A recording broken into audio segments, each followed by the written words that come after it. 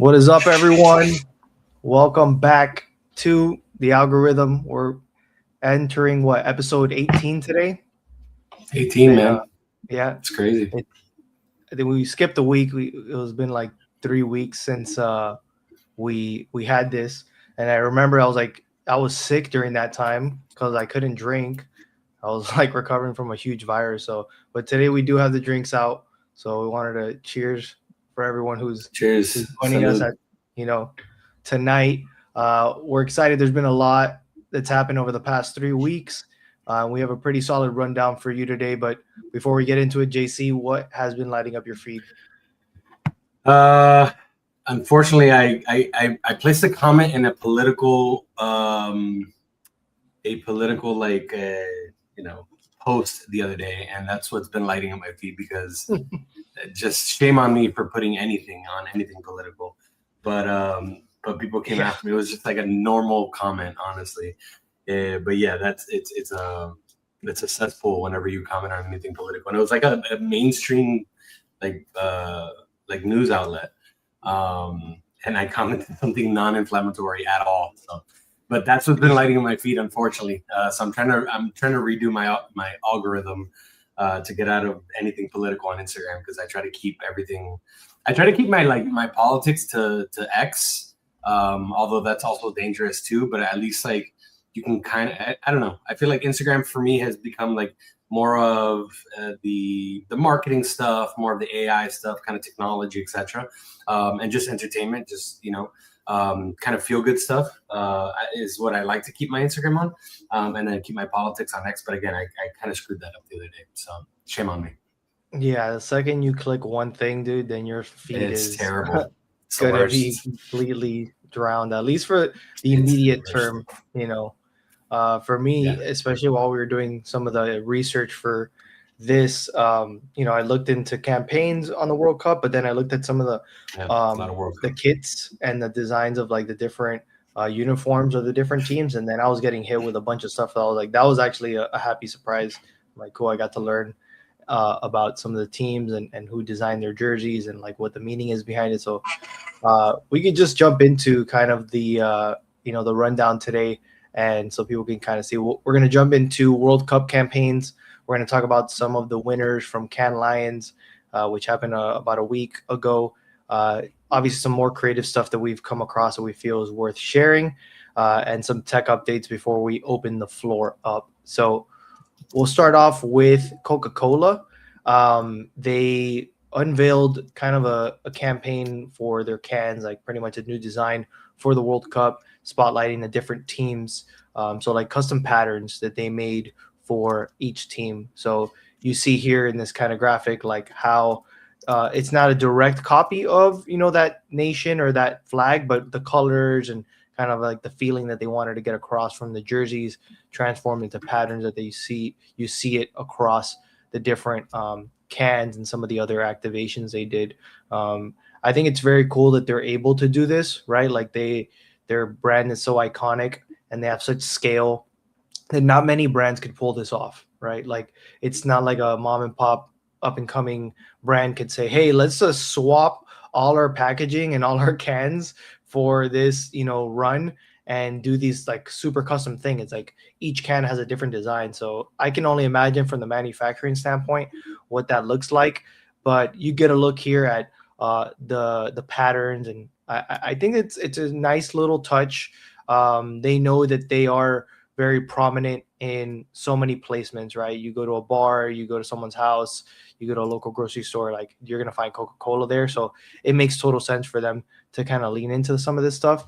And then they made other kind of activations and other little merch items. So the ball, the soccer ball, some jerseys. So it starts to come to life in different ways. So I think it was a well done job by a brand that's so well known that not many people could kind of accomplish it. So I think that they did a really good job. What are your thoughts on this little piece here? Agreed, and I mean, not many, like you said, not many people have the scale that Coca-Cola does and the ability to be able to pivot on a dime manufacturing wise to be able to kind of do this. So yeah, kudos to them. It looks great. I love the concept of like, you know, all the cans are kind of like the jerseys, and it looks really cool. And Coca Cola is always winning at this. Coca Cola does such an incredible job. They have for many years, decades. Shit. They do an incredible job of these type of kind of merging the brands with their brand and showcasing it. And they have such an iconic brand that they have to do very little to tell you that it's a Coca Cola brand. They could really like showcase what the activation is about, what they're trying to get across, and very simply, like, they don't have Coca Cola kind of blasted all over the can here. It's like a small little spot. Like the whole concept is the World Cup, but yet that Coca Cola nostalgia. Yeah, that one's a little bit more Coca Cola, but even there, like, you know, it's so well done. Like, I would wear that shirt. That's cool kind of merch. Like, it's dope, dope merch. And Coca Cola too, like, has entered into this again. They're kind of not many companies can do this, where they've entered it into this point where, like, they're nostalgic, but they're a modern brand. They're acting in a modern way, but they have so much vintage nostalgia to them, to the brand, that they're able to kind of like dive into these activations that, again, not for size, just pure brand, not many brands can do. So yeah, really cool. And they definitely flex their muscles on events like this, World Cups, World Series, just, you know, big time events like this. Like, yeah, incredible. Love Coke. Also their ability to kind of personalize and do these customizations. We've seen it with the names, right? Like, they have a Coca Cola with your name on it, or like someone's name on it. So I think it makes sense for them to lean into the fact that they have this manufacturing scale, you know, prowess to be able to actually execute it. And yeah, I think this is a fun little way to make it more than just talking about Coke around the game. Like, now you have something that actually matches the festive, colorful kind of world that you're seeing on the World Cup. So that was one that I thought was worth the only thing to call out. I don't know why they stayed with the, like, on the can.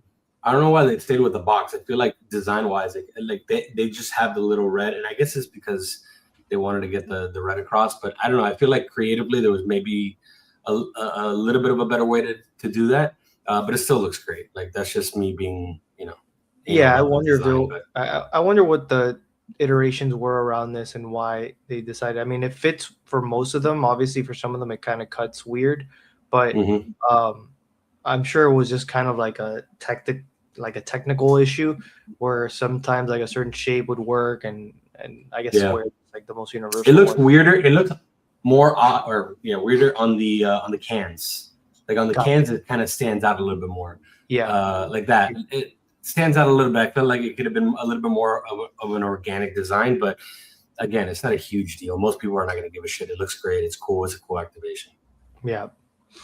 And then the next one here was one that you shared from this brand Rexona, which is pretty much Degree, right? But it's like the overseas version of it.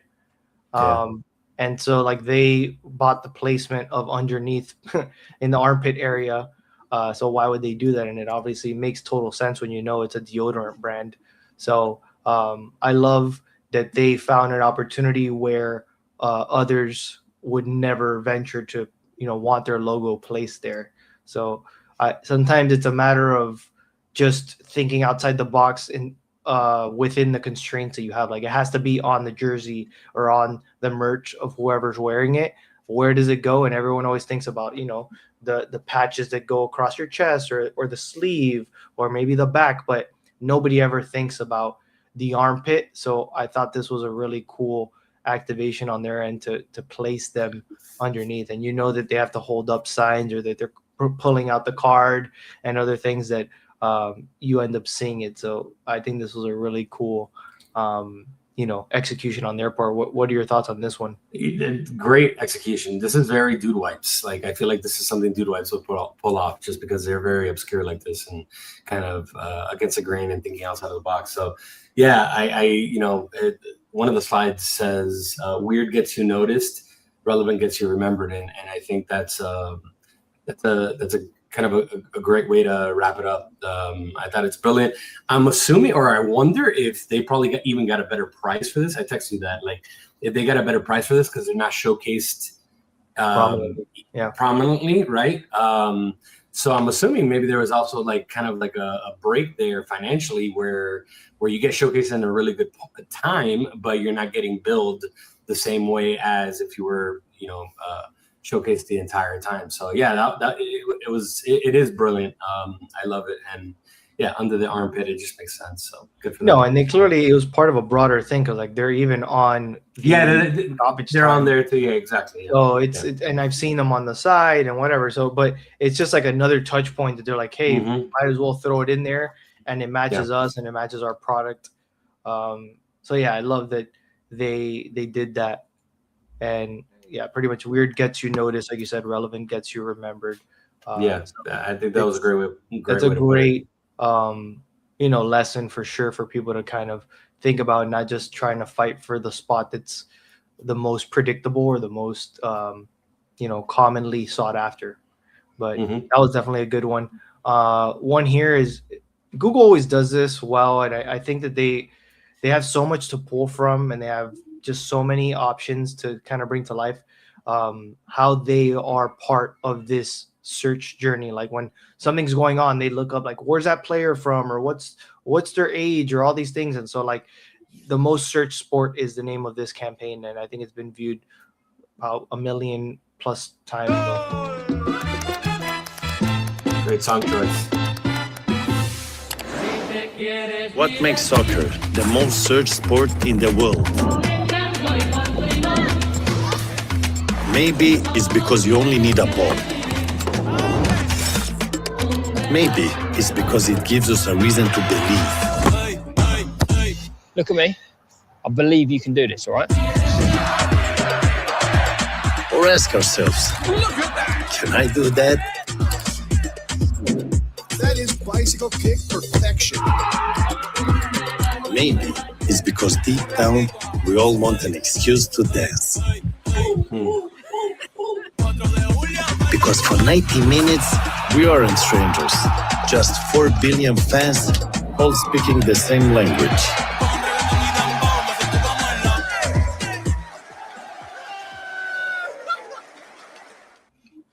And just the way that they layered their product and their features into that, it went from the search bar to the, searching through the photo, or like, in photo search, obviously showing their AI tools now. So I think that this was another great execution on Google's end to, such a big sport, a global sport. How do you talk about it in a way that's relevant to people, but also relevant to your brand and your product? And I think they killed it. Great song choice. They had the budget to pay Bad Bunny to use that, and then the way they cut it, it doesn't really get better than that in terms of this kind of topic, and then the way that they went about it. What are your thoughts here? Yeah, same. We actually did that today because is it Penelope Cruz was showcased in the Spain game, and her husband was right next to her, and we couldn't figure out his name, although he's a prominent actor. Now I don't remember his name, and if Mari's watching, she'll type it in, and we looked it up. We Googled it. Well, I put it in Perplexity, but it ended up a Google search. I ended up like clicking. It gives you the options, and then I clicked the Google search, and then it gave me that. So yeah, I mean, Google's the best at this. They stay on top. We talked about this the other day too, like in a very similar fashion to how Walmart was able to compete with Amazon and stay relevant.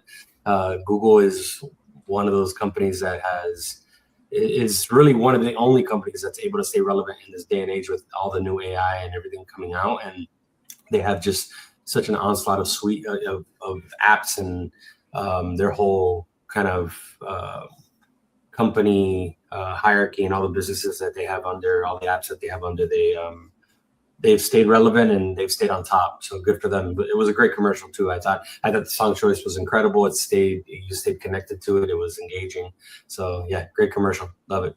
Yeah, and I believe there's another spot that they did for YouTube that we're not sharing here, but you can imagine that one too. Just like searching these videos, like there's so much that they can go through, and I thought that was an incredible job. And then like another one here that I thought was really clever, and this was done for Javier many Bardem.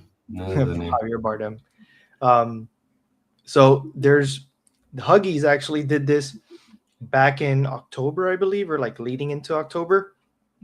And I thought it was funny that they were pretty much like the tagline is "Do it for the team," and they were pretty much saying like, "Oh, if it's encouraging couples who are looking to conceive to time their parental leave with the 2026 tournament."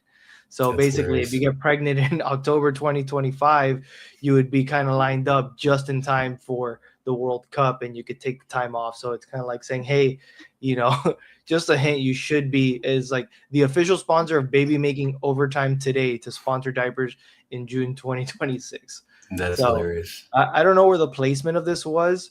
If this was billboards or magazine ads or other stuff, but I thought it was a clever way to kind of do it. And if you look closely, it shows like soccer tournament, no soccer tournament instead of like pregnant, not pregnant.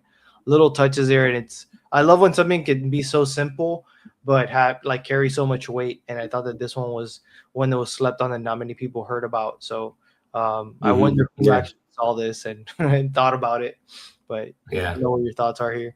Huggies is another one that stays on top. Huggies and Pampers, man, they're so good at it. They've also cornered the market, but yeah, this was brilliant. Love when marketing companies kind of think outside of the box and think like 4, 5, 6 layers deep. And this is like, talk about fucking programming, man. That's like October of last year. Like you're heading into the holiday season essentially, and they're like you're already programming next year, which is. But again, I wonder what the placement and like how much paid media and all that stuff they put behind it. Sure. But even just this idea is enough that some people would probably get a kick out of it, share it, whatnot. So yeah, I love these kinds of like not low effort because it's a lot of thinking, but just something that's so simple that's able to, like I say, carry so much weight with very little design or too much creative production. And super shareable, to your point, super shareable. Like I would share the shit out of it. I didn't see it, but I would have shared that for sure with Mari and with friends or whatever, it's funny. For sure. And then kind of switching gears and outside of like campaigns or brands. I mean, this is Nike. They did all the jerseys, but after taking a closer look and we talked about some of the kits that different teams are wearing, I kind of looked at different rundowns or roundups of what people said, like this is the best looking jersey and whatnot. And I picked the ones that I felt were the best designed, and there's plenty more, and we can't list them all, but I wanted to call out some of them that are at the top of the list and then some of the meaning behind them. And this is France's away kit. And what I thought was really cool was it says here, France arrived to the World Cup with an away kit that honors a gift the nation famously gave the United States, the Statue of Liberty. So the jersey has a hue that resembles that oxidized look that the sculpture kind of has.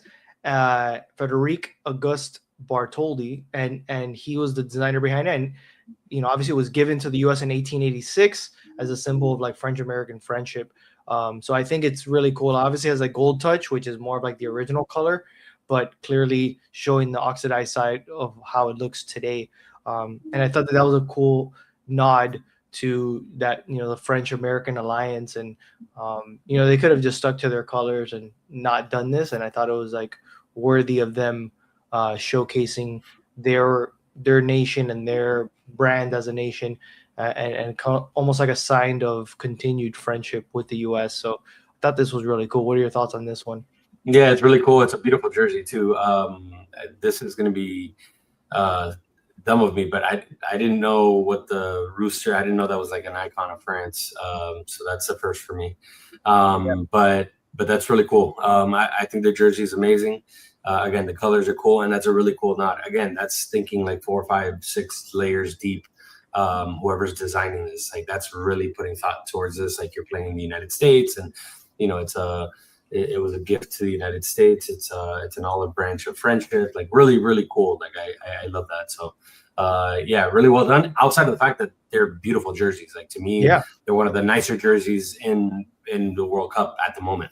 So yeah, I really love them. And to me, it's like what's cool about it is that you look at it and you're like, oh, those aren't French colors. Like, why would they do that? Yeah. And then you look, and when you get to the meaning, and that it almost like instigates this searching part of like, why is it that color? Why is this mint kind of green?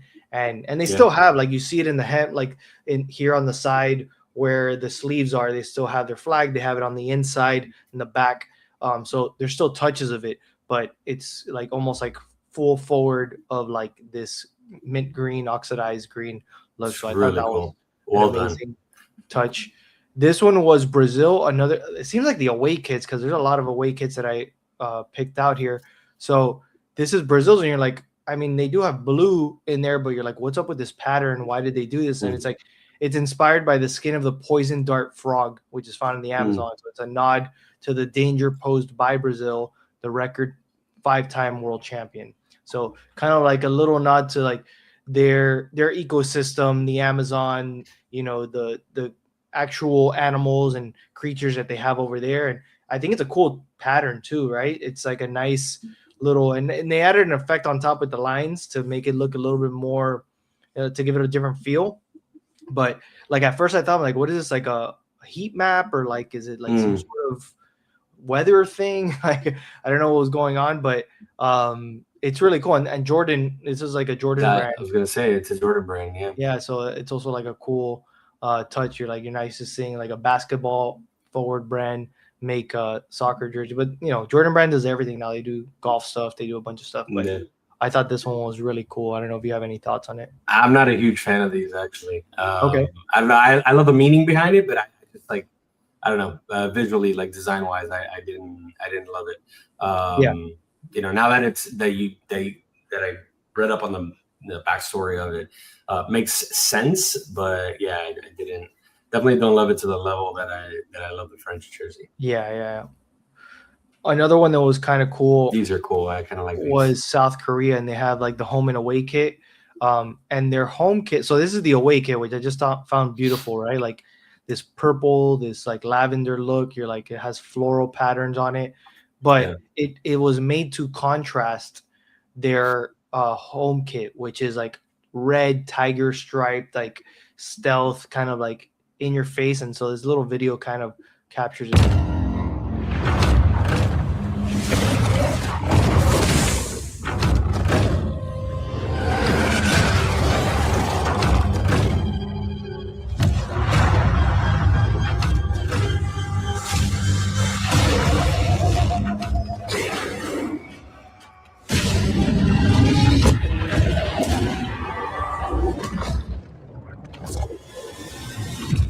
Cool video. Yeah, also the promo of it was pretty sick. So this is what the red jersey looks like. So you can see the contrast between, you're like, you don't expect that, but again, what it says here, the home kit is all tiger inspired stealth and steel. The away kit blooms with intention. The floral blue motif layered into the home kit is symbol of momentum, while the disruptive violet color execution is like a purposeful choice to reinforce that meaning of like surprise and individuality. And it was just kind of like showing that the element of surprise is a big one, because you see these two next to each other, you're like, it's not the same team, right? Or like it's not the same country. So I thought this was a cool way of them kind of, and these posters are amazing, like this very Korean Asian inspired look to the posters, and the way that they captured you know, a little bit of Godzilla inspiration here for sure.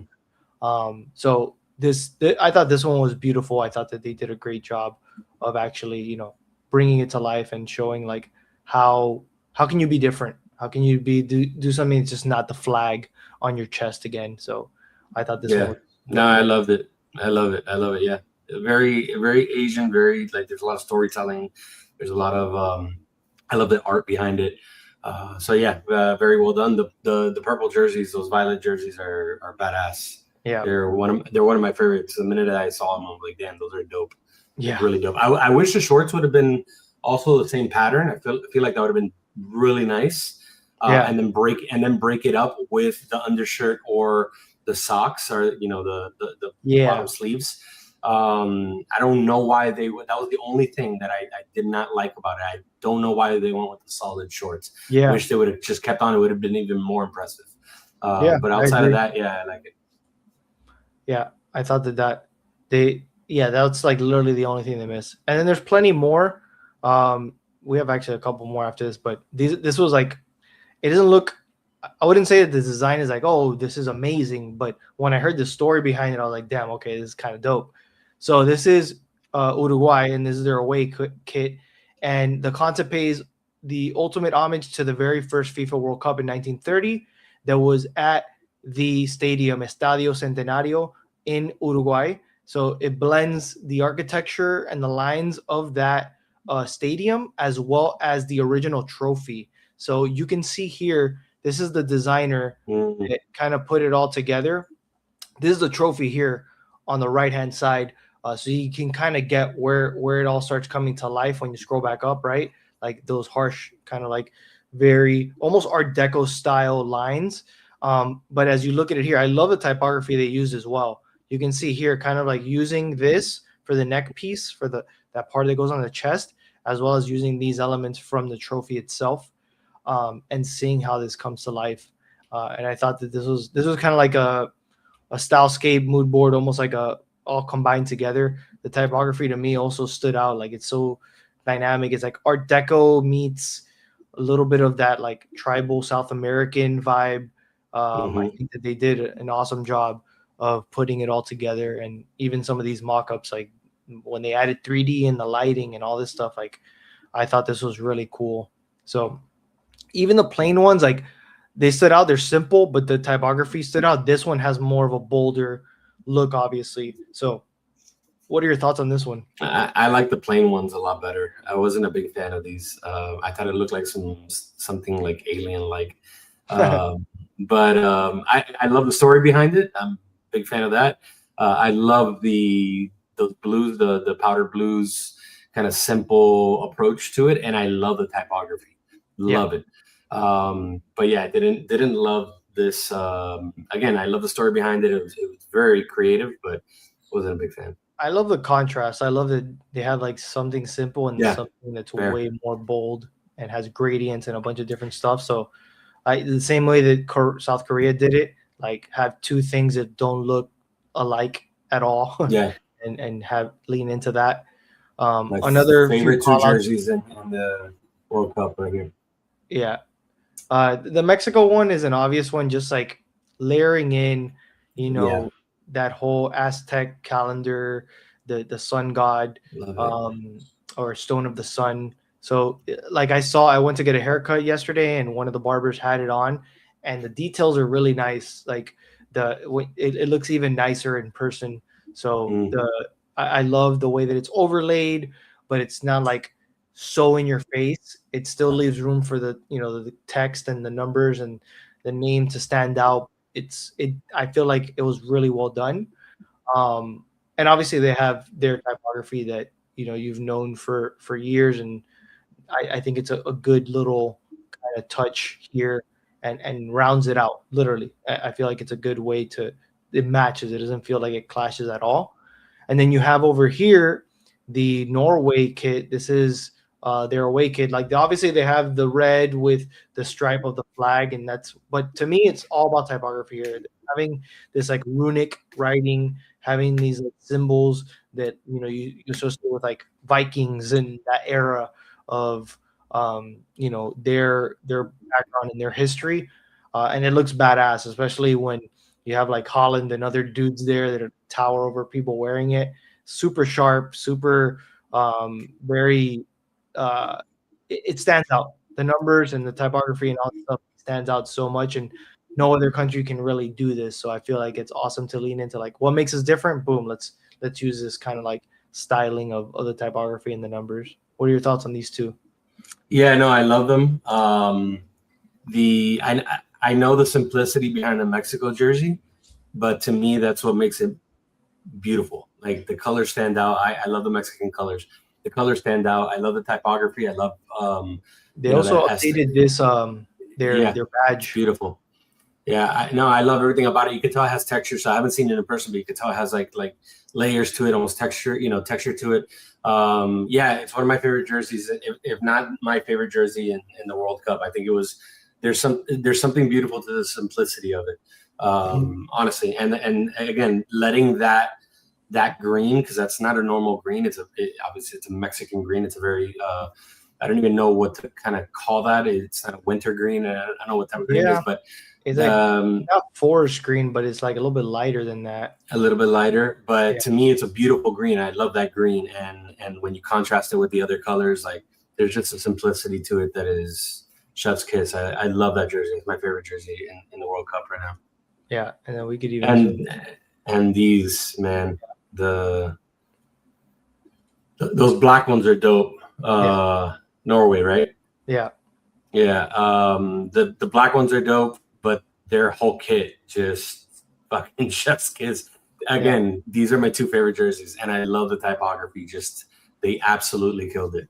There's others I miss. I know that Argentina has some interesting ones. Sure.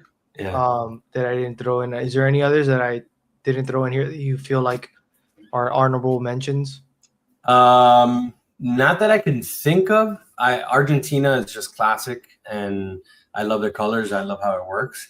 I can tell you something. I'm super disappointed with the U.S. kit. We intentionally left them out. We're not huge fans of it. I feel like the blue one is better than the red and white one, but it's also like not that crazy. It's not like, okay, well, that looks so awesome. It's more like, okay, you checked it off the list, but the main one that you see them wear, that red and white one, I feel like they could have done something a little bit better. It's not the worst, but it's definitely not my favorite. And it looks terrible in a crowd. It looks like Where's Waldo? Like when they're all wearing it, it looks terrible in a crowd. Like the whole, yesterday they were panning to the fans and they were all wearing it. And I felt like we, especially hosting here in the United States, like I felt like we could have done a lot better job. I'm not a huge fan of it. Fan of our team. We're fucking killing it. Outside of that freaking red card yesterday, we shouldn't have been. Yeah, free our guy, man. I can't believe you can't even feel that. That is absurd. So if we lose against Belgium, you know what I said? Why don't we just, if they don't appeal it, we just say, all right, we're grabbing our ball and going home and telling everyone to leave. Hey, the whole tournament's over, guys. You guys, all the stadiums are closed. But yeah, so that was it for the World Cup. But speaking of other like worldly things, Cannes Lions happened recently, and so we wanted to kind of talk about some of the things that we found on there. Some of the campaigns that won, some won gold, silver, bronze, but I picked out a few campaigns that I felt were worth covering here. And this first one being IKEA, called Sleep Talk Reviews. And I thought this was especially some of the messaging and like their thinking behind it was really well done. I think it's very different in the way that they went about it. It's also, again, like how weird makes you get attention. I feel like this is part of that. Online reviews of IKEA mattresses are 95% positive. That's good. But people still don't really buy IKEA mattresses because no one trusts product reviews. Online shopping sites are flooded with fake reviews. 40% of online reviews are fake. So to prove IKEA has great mattresses, we had people sleep on them overnight at IKEA. So yeah, they slept in a store. And as they slept, we recorded them until this happened. Where is the button thing? That's their review. We turned all of their nonsense into a whole campaign. So when they said,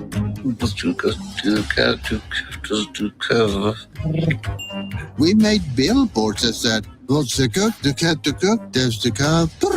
And when they said, do I forgive the dog? Our social media ad said, I won't forgive the dolphin. We even turned our sleep talkers into sleep influencers online. Nice. And their gibberish became audio ads too. Oh, she's chorizo salad.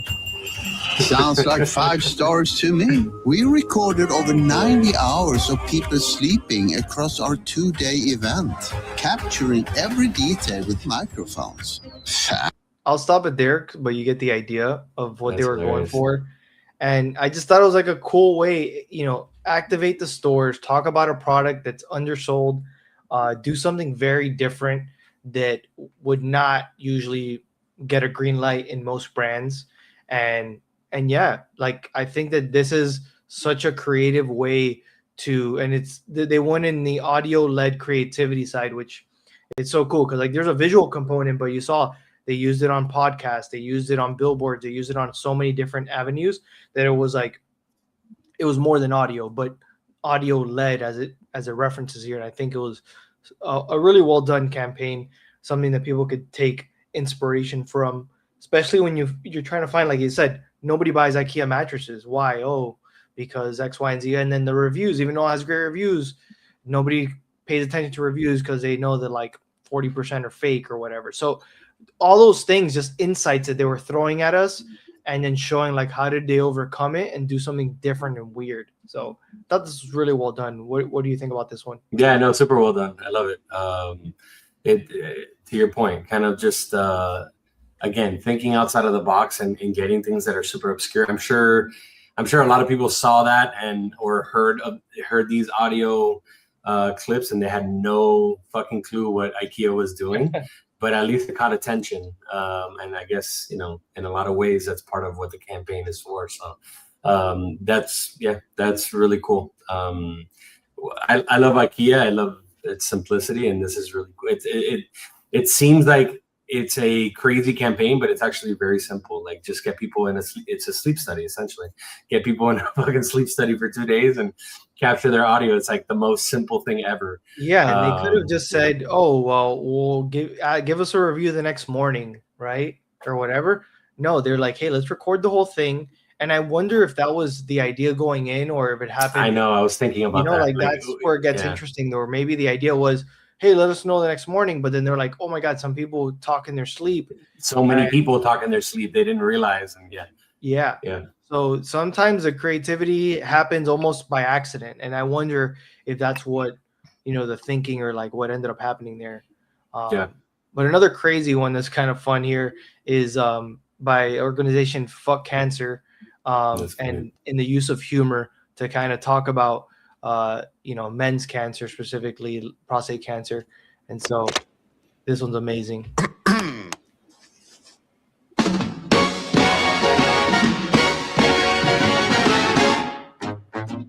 Choking the chicken, stroking the pipe.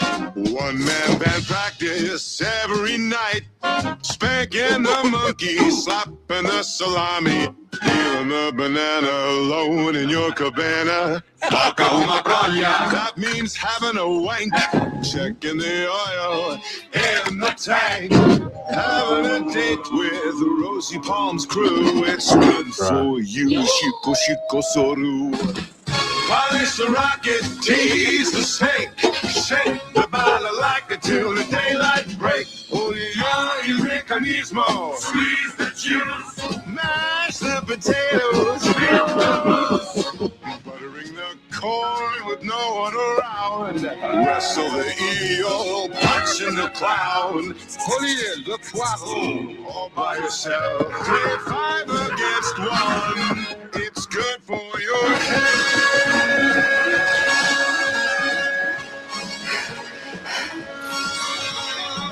Men who ejaculate 21 or more times a month may enjoy a significantly reduced risk of prostate cancer. So take prevention into your own hand and then put it in your doctor's. Get a prostate screening.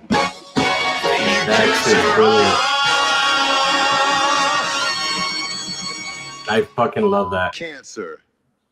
So I fucking love that. That's so good.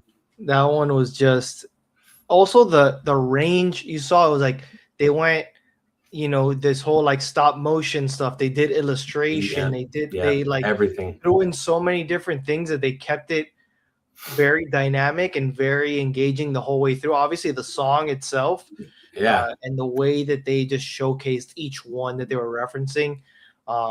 This obviously won, you know, and what's crazy, they won a bronze for the use of humor. I'm surprised that they didn't win a gold for that, because that is arguably one of the most captivating campaigns, especially for something that's more impactful, right? Like, this is a serious thing. We're talking about cancer here. We're not just selling a product. So how do you take something serious and add humor and make it like, damn, this is worth sharing, this is worth thinking about, this is worth talking about? So yeah, that has to be one of the better campaign commercials, whatever you want to call it, that I've seen. That, I mean, just brilliant. Like you said, visually, like the range visually, that and creatively, the song, right?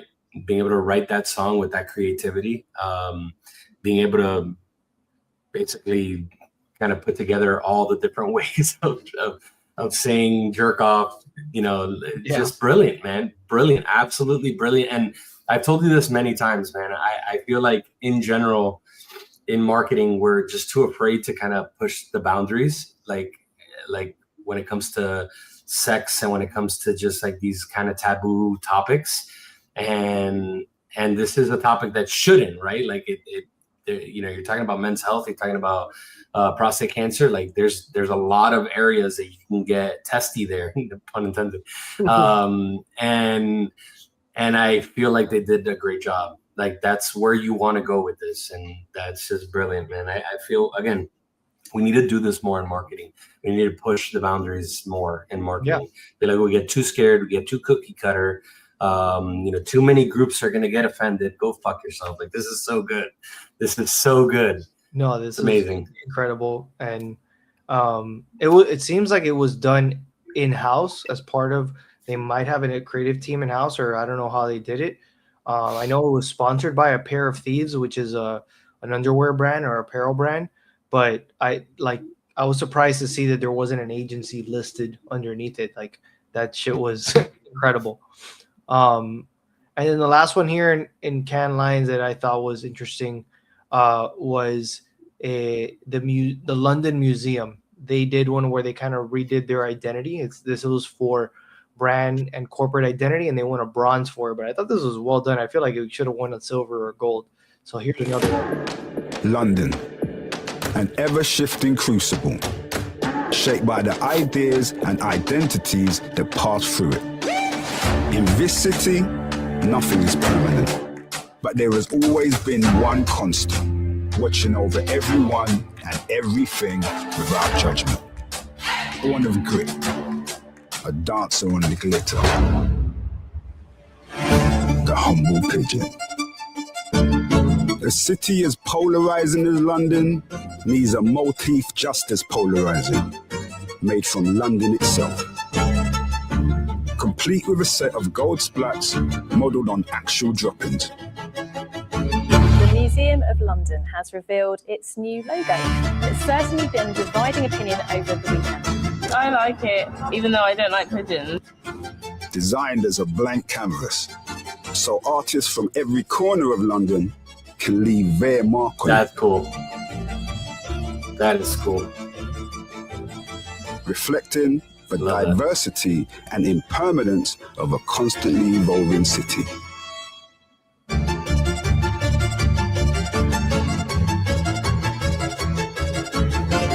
A new identity for London Museum and a new icon for London itself. So, again, I thought that was incredible, because how do you take something that's so, you know, looked past like a pigeon and a pigeon's poop, and then they made the poop gold, and then they made the pigeon white, and then they allowed you to design up, made it a canvas essentially for the artist. Like, so many of those things, and how it came to life as like, it's this very dynamic logo slash mascot essentially that you can use on print, you can use on digital. There's so many ways to go about it. And I thought that was like incredible and I love that whole like brushing up against something that, like she said, oh, I love the logo, but I don't like pigeons. Mm-hmm. And that was the whole goal. Like, literally do something that makes people like go against what their natural instinct is, to be like, I don't like that. There's poop on that. That's a pigeon. To being like, damn, that's cool. That's a cool way. I've never thought of using that symbol and that, think of it in that way. So this was incredible. Again, it got a bronze. I don't know how these last two that we talked about get bronzes, but I guess we have to look at the rest of the competitors to see. But this was really well done. Yeah, turning a negative into a positive. I agree. It's really cool, and something that you hear from everybody is a staple of like visiting London is the pigeons and the amount of pigeons and all that type of stuff. So yeah, really well done. The video itself is really shot really well, and I love the idea of getting the the interviews that they got throughout, and like you said, that person saying I don't like pigeons, but I love the logo. So yeah, well done, very good.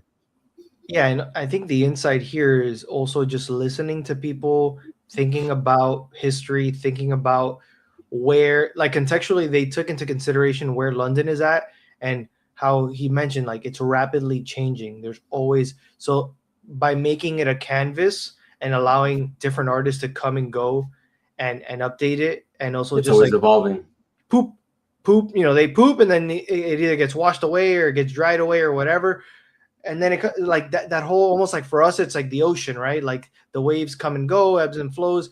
And so I like that idea of impermanence, as they said, and using that to your advantage as a symbol or as like a core thread that helps you wrap your identity around. So, and when you think of museums, for the most part, they tend to be very boring. Boring. Like go with the safe route, like everything's clinical and very like, tight knit, and like this was just such a way to break out of that. So I love when an industry or like an institution that you would expect to play it safe goes outside the box and does something like this. Yeah, I agree. And that was done by Uncommon Creative Studio, which is based out of London. Obviously, they know their city better than anyone. Cool. So, and then moving forward, we have a few other things. I kind of bucketed it just as like more creative stuff because I didn't really know this. It's a good range of different things. One of this being like a refreshed identity for specifically Panera, right? This came out, I don't know, maybe last month. And it's more of a refresh than it is like a whole new rebrand. It's more of like typography and colors and photography, really.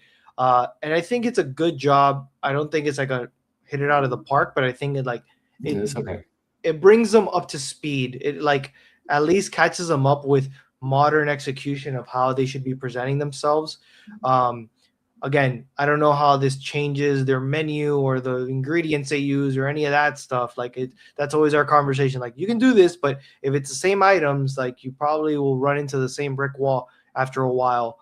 But at least from a packaging, from a brand identity standpoint, I think this is a step up from what they had. It's much more bright. It's much more dynamic. I love the way that it's also animated here. So yeah, I love that animation. This is like an underspoken aspect to it, like the motion design. Like you see it flat, but when you see it used like this, you're like, oh damn, it looks even more dynamic or much more up to date. Like this typography is nice. The whole script kind of saucy sort of look. I've seen it used. I've seen it done, but it's always about usage and it's always about application and how it's contextually used. So I do think that this was well done.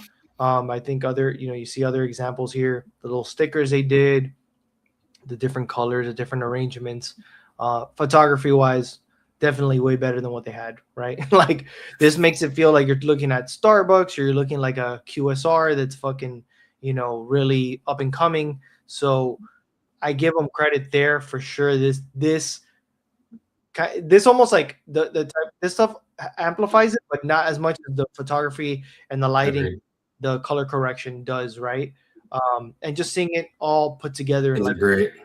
Yeah. This definitely, I feel like the photography does the most work here, but definitely the updated typography and colors helps it. If they would have kept their old look, it would have been tough to just be like, all right, here's the Panera logo, which still feels stuck in the past. But the longer they stick with it, I feel like it keeps gaining a little bit of that, nostalgic element. So I kind of like that they're holding on it and they're not like, let's change the logo. But yeah, this is, again, now you see it with it works. I think it's a good job. I wouldn't say it's a home run, but I'll probably say it's like a double or a triple.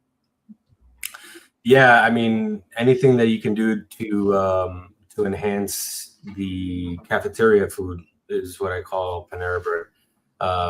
Glorified cafeteria food. So anything that you could do to enhance that, man, is I guess a home run. Yeah, I'm not a huge Panera fan at all, as you can tell. I really do. I tell Marty all the time, like, it's glorified cafeteria food. I don't love it at all. I agree with you on the logo, though. I think that we're getting to a place with the logo that it's like it's getting in that class of like being nostalgic. So fair. I agree with that, and I think that this refresh. I actually think in a lot of refreshes, I hate when they don't do anything to the logo, and in this one I actually like the fact that they kind of like didn't touch it much. They may have like touched it up a little bit, but they didn't do much to it at all, if anything. And I like that. I like the fact that they kind of kept it that way, because yeah, I agree with you, it's already getting into that like nostalgic era for a logo, and I like it. So yeah, I like everything. Look, you don't get the feeling with those logos without a good brand direction and without a good refresh with the pictures, without a good brand refresh and a good direction. So I think like we've seen it, you know, the direction that you get from the top when you're doing a refresh, that has a chain effect on everything else. So yeah, the photos, the new refresh, the typography, everything looks super clean. It looks really nice. The food still sucks, but it looks really nice.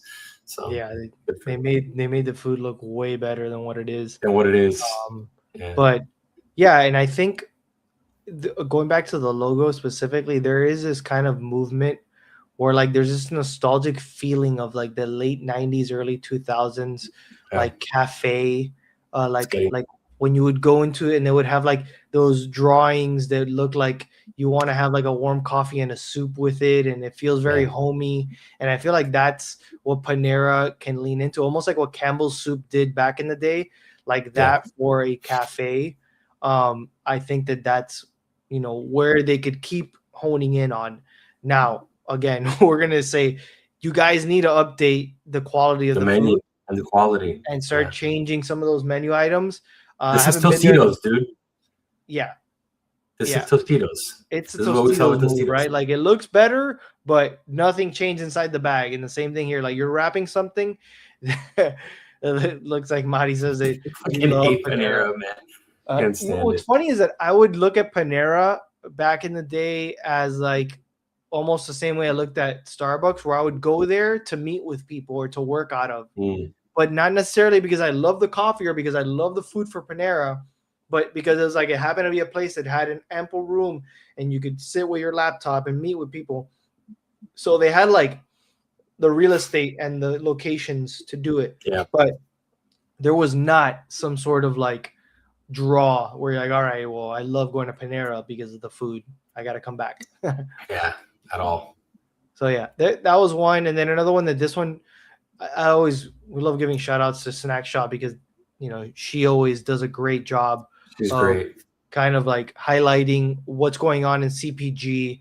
And in this one, it's like find your beverage aesthetic. And she's like done a really good job of like kind of combining these. It's like calling these the country club look, right? You have like Barbell and Nilo and Sportivo and Chestnut Sports Club, and you could tell by the style. It feels like Italian.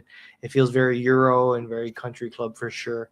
And so there's that one. They had Après Sport, right? Like this whole like athleisure, but this feels very like, I don't know, early 80s, late 70s. I don't know, like that era. Very interesting. Still has like a certain level of like whimsicalness, but has like a certain refinement to it.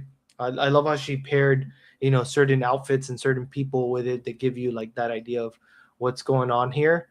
This one's a leisure living, so a little bit more elevated, a little bit more luxury. I love those top two, the Casalú and Delgados. Yeah, those are dope designs. Delgados I've never seen. I've seen Casalú. I haven't seen either of them. Yeah, and I haven't seen this one. I don't know if it's Terra or what else is here, but yeah, like I think Casalú is the only one that I feel like I wouldn't say doesn't fit here, but looks the most different from the other three. So I feel like it could fit in another category, but I could see where like the whole leisure living aspect to it. These are all, I guess, sodas or like they're like vodka soda, tequila soda, seltzers, rum seltzer. So they're all like some alcoholic beverages. And then here are these other ones like look like Marlboro. Yeah, the Western look for sure. There's like Western, but also like a little bit of like Mexican influence too in here for sure. But you know, I think this is a cool. I haven't seen this can. I don't know what that is. Like what brand that is. They just said that's wild work. We're like just putting a poster. Straight up, just put an image of a cowboy out here. It looks like Marlboro. The Mercado one is nice. I like that one. Yeah, this one's cool. I've seen parts before and I've tried it. It's not my style. Like this whole agave cocktail, like this stuff. Like I feel like it's good as a mixer. I wouldn't take it straight up. But you could tell with the typography, this whole kind of style that they're going for. Italian spo, for sure, very Italian. Like I'm drinking, you know, a Negroni, which is super Italian, has Aperol. Like you can see how this is inspired by Aperol spirits and all that kind of stuff. Classic Negroni here for sure. So I like the Italian stuff for sure. I think that they have like a refined look, but it also has like a sleekness to it. And then see what else they got here. Indie sleeves. This feels like, yeah, it's like early 2000s kind of like collage style, minimalist, but almost like magazine editorial style. I think this is a cool look, but it almost feels like a project than like a brand, right? Like I don't necessarily look at these and like, oh, I'm gonna buy this over and over. It almost feels like you activated it for an event and then that's it. Like I don't know. I don't feel like this kind of branding to me doesn't hold as much weight. Maybe we'll look at it differently in 10 years, but as of right now, I don't know. There's also just way too many seltzers on the market. Yeah, like there's just too many. This vintage Euros is very, very 70s for sure. A little bit of space age too, but little like Reno. I get a little like old school Reno in there. Yeah, like Vegas for sure here. Yeah, the Golden Rule. That one's a dope can design though. I really like that one. Yeah. No, this was cool. Espresso martini and the Sundowner. Honestly, both of those are dope. Yeah, Sundowner is definitely more 70s. Same thing up here. And some of these have like that like 60s inspired element too. But yeah, I just love like this. It shows you at a glance like the packaging of newer products, specifically in the beverage space, from sodas to seltzers to alcoholic beverages. And I love how she does a good job of kind of like categorizing or giving them like, you could tell that there's buckets that these things are falling into now. She took her time. And it kind of matches the style and aesthetic of people. Yeah, agreed. And this one you shared, I think we both came across this one of like Brand 47, how they celebrated. Love this stuff. Yeah, this one was really good. Hey, kid, you up? Who am I kidding? You're probably already on the train. Listen, I know we talked last night. And I guess it goes on here. Hey, kid, you up? Who am I kidding? You're probably already on the train. Listen, I know we talked last night, but everybody was yelling, hugging, talking over each other. Truth is, I don't think any of us really know what to say. But when I woke up, it finally hit me. You know, my father used to tell me stories. My father's father told me stories too. All my life, it's been stories about the glory days. Truth is, I spent a lot more time hearing about it than living it. A few almosts, a lot of never-evers, and a lifetime of next year's hours. You hear about moments like this your whole life. And then, one day, you're lucky enough to be standing in one. One that's ours. One we get to tell. Yeah, and he just did such a good job. I mean, it goes on, but it's specifically like the cap. I know that they do other stuff, but the cap is such an iconic thing, especially in New York. And you could tell like everyone that that visited or is from New York, especially during that playoff run, could tell like the whole New York Knicks aesthetic was popping. Everyone was wearing that stuff, and rightfully so. Like you get a sense of pride. It's a sense of like a symbol of like, you know, your city, and you're proud to be from there. So I think it's, and the voicemail thing is super nostalgic. The film look, I think they did such a good job here of like showcasing and storytelling, especially just that narrative of like, yeah, the last time they won was what, 50 something years ago. It's a long time coming. So I think it resonates for New Yorkers, but it resonates for anyone that has fandom to a team like us with the Dolphins, and, you know, certain other cities that have never won it or haven't won it for decades. So I think that does such a good job of not just speaking to New Yorkers, but speaking to any fans. They're like, damn, hopefully one day we could have that phone call from a family member or someone that you love that tells you about their background and how, hey, you get to live it now. Yeah. We spent so much fucking time hoping that this day would come. Yeah, and I think that's the first and foremost, like, damn, man, to be able to come out with something like this so quickly. Obviously, they were planning this for a long time. Like, you know, what ends up happening if the Knicks don't win? You know, I always think of that shit. Like, obviously, these people budget for that, but it's just crazy. Like, this was really well done, and there was a lot of budget that was allocated towards this. Yeah, I think the hardest part with any of this is like, especially like the Knicks, right? The Knicks are iconic, but they're very polarizing. If you're not from New York, you probably hate the Knicks, right? You hate everything about the Knicks, about their hit. Like, you don't like it. It's just the Knicks. Like, you're against it. If you're from Boston, if Miami, we have a rivalry. So like true, like really storytelling done well at this level cuts through that, like that polarization. And I sent it to you right away because we both have that in common, that we don't like the Knicks. That's one of our biggest rivals as Heat fans. And the minute I saw that, dude, there was something in me that was like, damn, bro, like, good for them. Like, I'm glad that they won. And I didn't want to say that. I didn't want to feel that, but at all. I didn't want them to win. But I said that right away to myself. I was like, man, I'm glad that they won, because, yeah, I'm sure there's a lot of stories like this of, you know, generational losing, because they've been, you know, they haven't won in a long time, and they've been a franchise that's been a disappointment for a long time. And I can imagine being a fan of the Knicks. And, you know, New York is such a iconic city for our country, and I love New York. I love going there, and I couldn't live there, but I do love New York. And my sister lived there for 7 years, and I was able to kind of like really live for a short extent when I would go visit, you know, 4, 5, 6 days, live like the New Yorker life, because we'd get on the subway, like and it's fucking cool, man. It's like, it's a cool, it's just different. It's very American. It's very, there really isn't. There isn't anything like it. And yeah, again, good storytelling cuts through the bullshit, cuts through all of that. And it just well done for 47, which is a great brand. They're an iconic brand, and they've done this for a long time. But yeah, really well done. I loved it. And yeah, to your point, kind of like second level there is, we all can relate to that. Like, we're Dolphins fans. We've been a disappointment for fucking 30 years now, as a franchise, you know, so like we can definitely relate to that, because I can imagine if the Dolphins won it. I got a glimpse of that last year when the Hurricanes went to the national championship, and being able to spend that time with my dad watching those games.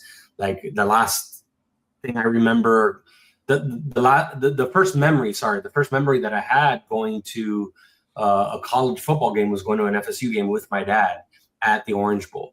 And like, you know, you fucking fast forward, we haven't been relevant for a long time, and then to be able to experience that with them at the national championship and watching it, we weren't there, but watching it, I can't imagine if we would have won. So good for them. Again, good storytelling cuts through all of that, and this is good storytelling done at a very high level, and good for them. Absolutely. And then moving on to the tech updates, we have a couple here. One, this is actually like wild. Yeah, fucking wild.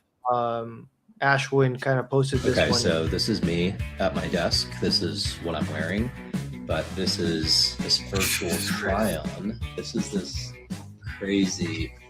They all look kind of nice in that whole window. Maybe I should start golfing. Okay, so what was that? That was me shopping on this new kind of experience on Manners Golf. And it is an experience powered by a company called Swap. And what Swap is doing is basically reimagining what the online shopping experience looks like in a world of AI. So think about how we're already talking with these tools, asking for product recommendations and insights. Swap is basically saying, hey, what if you brought that same technology to online shopping? What if while you're browsing products, you could ask questions, you could get recommendations, and even do things like see yourself in those products live, which is still so crazy that it works. And a lot of the early data is already showing benefit for both the retailers as well as the shoppers. If you have a brand in the world of e-commerce, especially in apparel, I highly recommend you go book a demo with Swap. Yeah. Crazy. It's just cool to be able to That's even insane. it looks so real. Obviously, some people still always want to try the real thing or order it and try it on in person.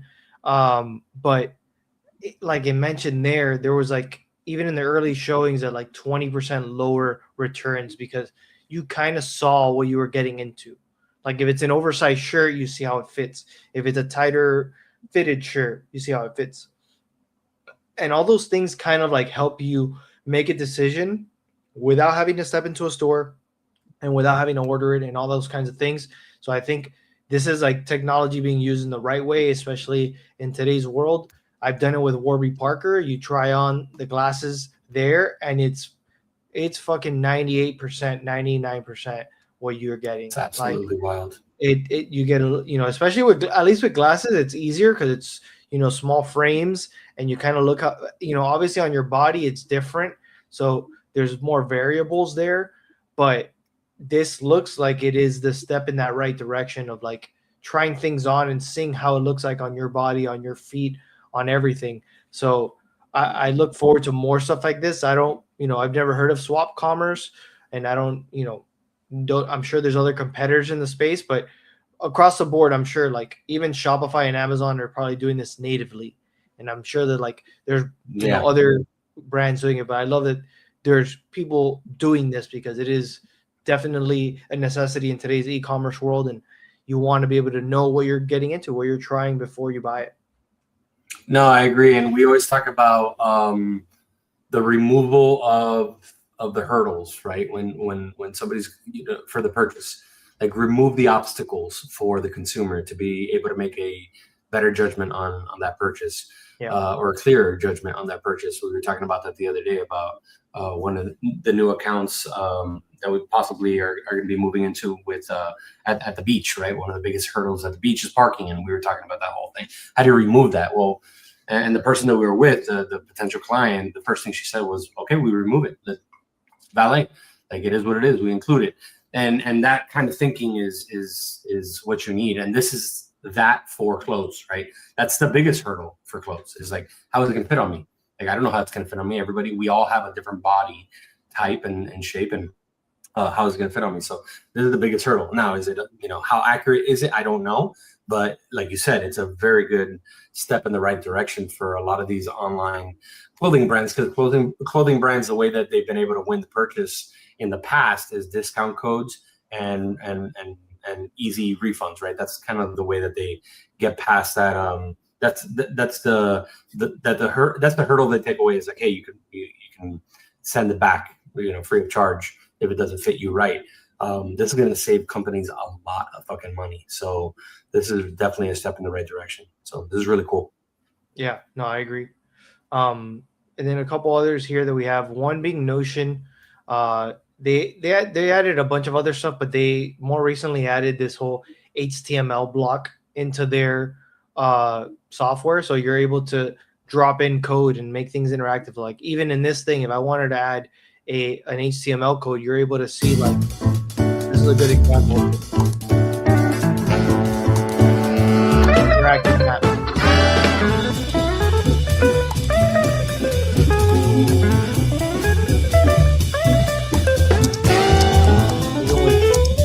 Integrate, DBT, create timeline. Interactive elements are cover over things change.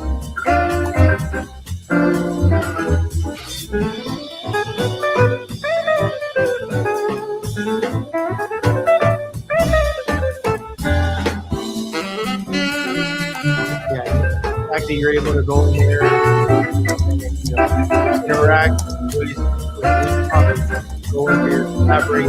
All right, cool. Now I use Notion AI to update this. So I thought that was a cool feature. I know there's other stuff. It's a great feature. Notion has been rolling out, but it's obviously you're looking at right now. If you're watching the stream, you're seeing us use Notion. We're big proponents of it, and it's just like continues to grow. I feel like between Notion and the other one that we're talking about here in Figma, like they continue to innovate. Figma had their most recent convention. They have a yearly kind of like convention called Config, and they introduced things like motion. So I designed stuff in there, and now I'm able to, with a couple clicks and even with their agents, so they have agents integrated, I'm able to animate things. So like elements can come in, there's different things that are happening. So like you look at this one. All this was animated within like timeline. How things are able to move. And you don't have to build it out yourself step by step. Really like granular and do all this. You could also use the agent. You're like, yeah, I want it to slide. I want it to go up this way.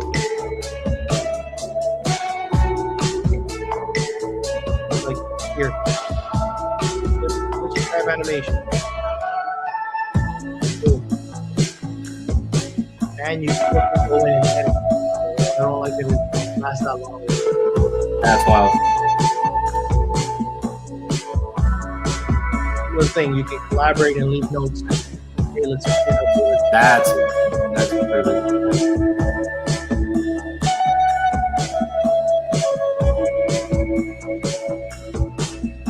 And beyond the motion, they also added they acquired Weavy, which I've been talking about for a bit now. But you have. They added they've treated it separately for a while, but now they're starting to integrate it more and more. And they did so here by making plugins from Weavy that immediately show up. So like you have this little toolbar, and like this example, transfer style. So take this image and apply this look to it with another reference. And just, again, helping your workflow, be a little bit more streamlined and not to go to a different platform. Texturize. Create other little effects.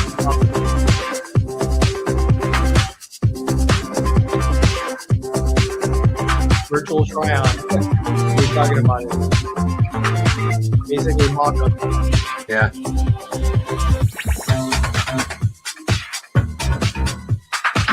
So it goes without saying, I'm not going to stop using Figma for a while because they just like stepped it up. And then even these narrative plugin, I guess here. Let me see if I open this other. They also did this. They have shaders, which is like effects that are like pre-made effects that you can try out.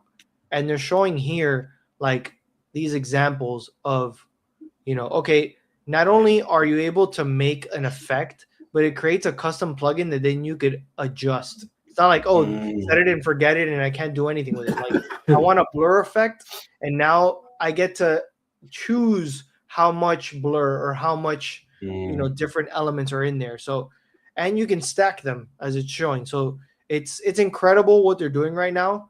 As I mentioned here, it makes a custom plugin or a custom little feature that you're then able to manipulate and edit on top of. So I just felt like, look, blur, bokeh blur, channel mixer. So you see like a different effect on the image, chromatic metal, color adjustment, all these things. And they keep adding, but just to give you an idea of like what they rolled out between the Weavy thing, between this, like it's incredible what they're doing right now. And so just wanted to shout those guys out because these are two tools that we personally use a lot at the agency.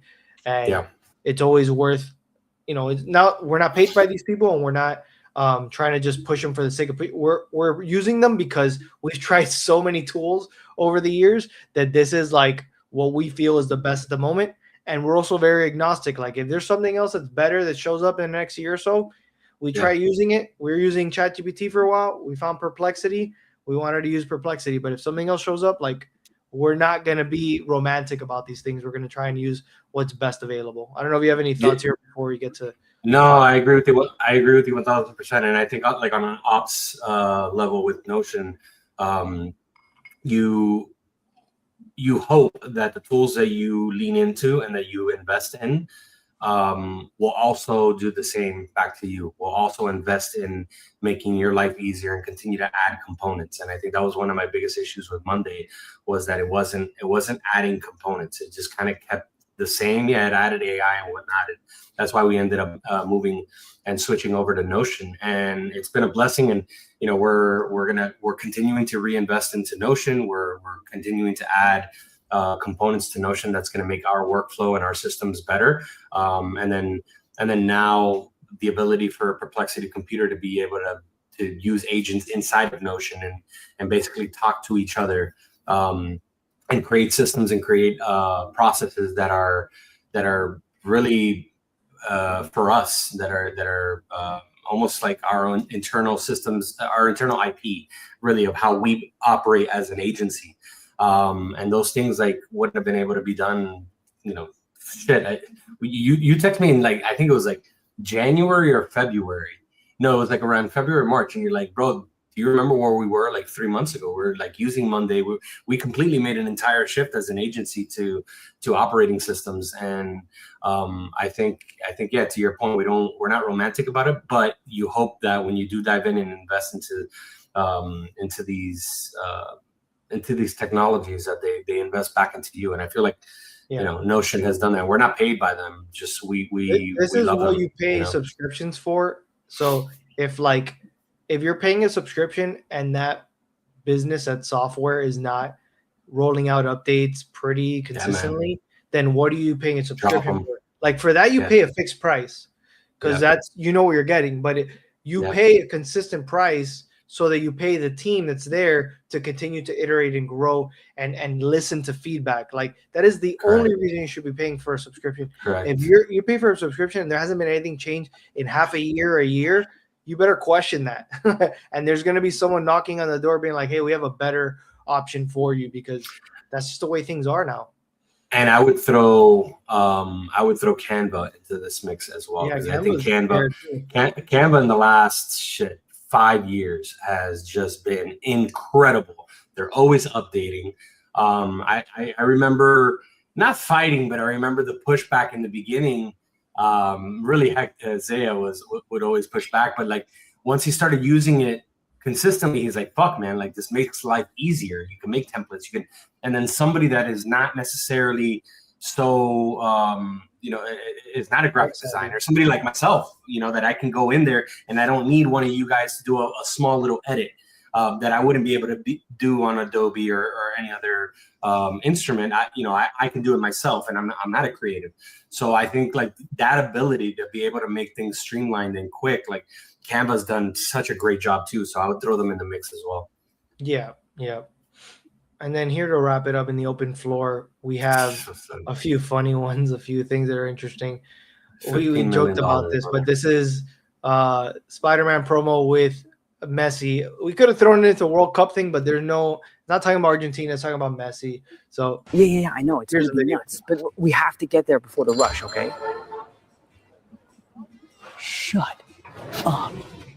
No, not you. I gotta go. You're Messi. Yeah, kid, he knows. See? What are you doing here? Spider-Man. The Spidey tracker? Wait, are you looking for Spider-Man? See? Just wait here, okay? See? Welcome to New York. Hey, I heard you were looking for me. You good with heights? ¿Cómo?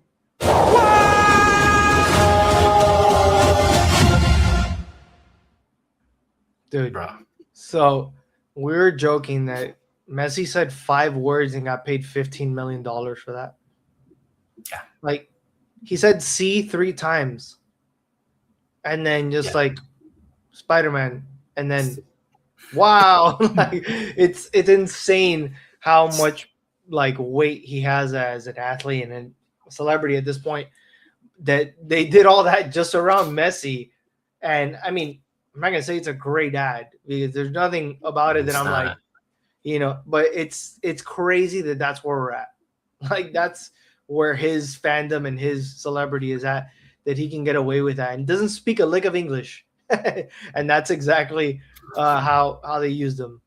And he's promoting one of the more Americana movies, you know, like Marvel and the superhero thing. Yeah, that's incredible. It goes to the power of, like you said, Messi and his brand. And we said it when he signed with Inter. You know, they didn't sign him as an athlete; they signed him as a content creator because he's the biggest content creator in the world. Because anything he puts out, anything with Messi is going to go viral. Like it's just going to have, you know, 500,000, 1 million plus, you know, views. So, and that's on the small end. That's on the lower end. So yeah, $15 million, brother. I mean, God bless him. Good for him. Good for him, bro. For him, I know the only tie there is that like his son really likes Marvel. And so he's done that in games where like he'll do like the Spider-Man thing or like the Iron Man or like a bunch of different. So I think he does this mainly for his son more than anything, because I doubt that he Which they could have played into. Like I feel like they could have played into that better. To your point, like you should have had his son there, and it would have been like, you know, a little bit more like I'm here with my son looking for Spider-Man because I like that's more authentic. He's not looking for Spider-Man. Like I'm sorry, he doesn't care about Marvel. Yeah, exactly. It's weird. It's just a weird spot, but it's Messi. It's probably gonna do really well. And Tom Holland is a stud. Love him. So yeah. And then the last couple ones here, I think it's probably the last couple ones. This one was a really cool sales one. I think that like Shelby Sapp is her name. She does a really good job of like, how do you fight against, you know, people that are kind of shutting you down, or you know, you're in a sales call. How do you like try and get them to refocus the conversation? So like I'll let her talk because she kills it here. Let's play a game. Why don't I throw a bunch of common objections at you, and then you tell me how to kill these. Okay. Your competitor is cheaper. No, for sure. They definitely are. I mean, why do you think so? Now they're going to tell me exactly why I am more expensive than them, and that's the selling point they use through the sale. It's too expensive. The price or the cost, because the price is what you pay today, the one-time investment of this, which we also do have payment plans for, or the opportunity cost that you're going to pay over time when XYZ becomes a way bigger issue. Can you just send me some more information? Yeah, for sure. What would you like to know? Reviews, testimonials, blah, blah. Okay, awesome. I'm writing up that email right now. You know what? Instead of sending you an email and giving you a ton of homework because I know you're super busy, let's just go over it right now. I have this pulled up, and this pulled up. Let's just hammer it out right now. Back to the sales pitch. I need some time to think about it. A lot of people think they need time, but what they really need is intentional time with all the information. And I've got all the information necessary in order to make an informed decision. I'm going to send all these to my salespeople. So you sent this, I'll let you talk to it. No, I just, you know, that's the hardest part in any sales, you know, is that tactical approach when you're having that one-on-one conversation, when you're having like a real analytical and informative conversation as to like if this person's going to choose to be with you or not. And I have always been very good at the relationship building of sales. I'm a relationship builder. I always have been. That's just kind of a trait that I have. It's been very difficult. This part has always been very difficult for me and most people, I think, in general. Like that tactical, like when to understand how to go around what the other person is, how to first and foremost listen to what the other person is telling you, and then go around that and be able to throw it right back at them. It's very difficult. So she does it. She does a great job. You know, and you know, yeah, she does a great job. I found it fantastic. And you know, there's many components that go into a good salesperson. Obviously, she's young. She's a good-looking woman as well. I'm sure that helps as well. But tactically, like what she's saying there, she's obviously brilliant. Tactically, like who's going to tell her no? Like who's going to sit in a meeting and tell her no with those, with that ability to be able to persuade and to be able to manipulate a conversation that way. So yeah, that's brilliant. Yeah, that I'd to be me, scared that's shitless like to be her significant other, though. Holy fuck, man. She'll get me to yeah, do anything. yeah. If you have an idea of where you're going out tonight or what your plans are, she might just Yeah, completely she's gonna fucking change put a fork that. in that. Yeah, that she's a trained assassin. Like in terms of like Trained, man. like when it comes to sales, you could tell that she went through a lot of training and she's done this for a while. And those are like that's something that's hammered home, and you're able to kind of know when to pull those kinds of like approaches or that tactic to change the course of a conversation, which is always tough because there's so many times in sales that most times you're going to be doubted or shut down, right? Like, Yeah. I don't know about this, I need time, or I don't know, there's someone's cheaper, all these kinds of things.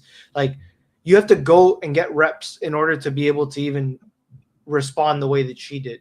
So this is a great, kind of snippet video that you're able to look back on and be like, damn, I better take notes here because that's a good way to kind of think about it. You could try it. It might not even work, but it might work in another instance. Like I think there's such good nuggets in there that you're like, damn, this is worth putting in your little arsenal and being able to kind of use it in the right situation. And you said it, man, that you don't get that with reading a book. That's reps, man. That's at bats. She's been at bat fucking thousands of times, and that's learned, man. That's high level. Yeah, and then we'll wrap up on the most serious note, which is the lover's toilet from the 1990s. This is when you sent me this, I was like, this is incredible. I can't believe that this was a thought, that these were real things. This is not AI. This is like this is real things that People actually bought this. existed, which is insane. Like this feels like it's AI. But People bought this, man. no, people bought something. Well, first of all, the placement here, yo, come on. Wild. What's going on here? Like, this one, I don't know if it is AI, but this one for sure, like, why do you need two toilets next to each other and that close? Like, that is not this, dude. Like, you're in a plane on a transatlantic, flight to Dubai, and you need to be pooping next to each other, peeing next to each other. Like, this is not. I don't know why this was a thing, but yeah. The fact, but it was a thing. First Man. photo though is incredible. Like, it's just wild.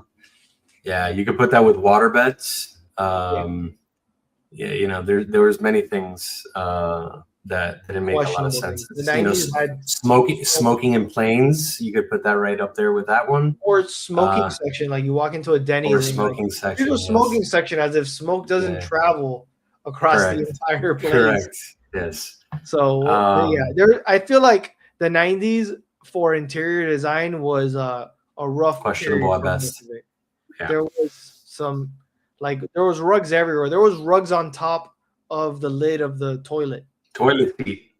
Yeah, like why did the toilet seat need to have a rug on top of it? Like, let's absorb all those smells. Like, That's terrible. Yeah, like the rugs around the driver, the steering wheel. Oh yeah, that too. Like, you can't clean that well. Like, it's the materials back then too were terrible. But yeah, that pretty much wraps up our entire rundown. We ran over quite a bit today, but there was a lot to talk about, and I feel like we missed a week. It's worth kind of spending the extra time going through some of this stuff. But JC, I don't know if you have any parting thoughts before we wrap up here. No parting thoughts, man. I'm excited as usual with everything that we're doing. Casa Cultura. Shout out to Luchido that since we had our last podcast, I think we haven't talked about it. We haven't been on since he started, but he had his grand opening 3 weeks ago now, I think, or no more, about 4 weeks ago, and he's been killing it. Him and his wife, or his fiance, they're doing a great job. Shout outs to them. Not only is the product good, but they're great. They're awesome people. There you go. You're pulling up photos. They are hard workers. Every morning that they're there, they've already been up for 3 to 4 hours, frying their donuts and making their donuts. I mean, hard workers. and they like just great people, man. And we're so excited for them. They've been in our community now, like I said, for a month. They're residents, they're pop-up residents at Casa Cultura. Donuts, they have all different types of donuts, and then they have their coffees as well, which they just started with. Like I said, at the residency at Casa Cultura, their coffees are amazing as well. They have a bunch of stuff. Their espresso, they have beans that they roast in Tampa, Florida, and they're made for them. They're roasted for them. So again, great people, great coffee, great donuts at Casa Cultura. A lot of cool things coming up at Casa Cultura. A lot of new cool renovations that are going to be happening. We're going to be transforming our back lot. People love it, especially now as we'll get at the back end of summer, and then we'll start to get into fall. The cooler weather will bring a lot more foot traffic there outside, and we're really excited. And then obviously our staple food truck out there, TCB, the chopping block, is killing it as well. He just this month is Glizzy's. He's got the hot dogs, which I'm excited to try, man.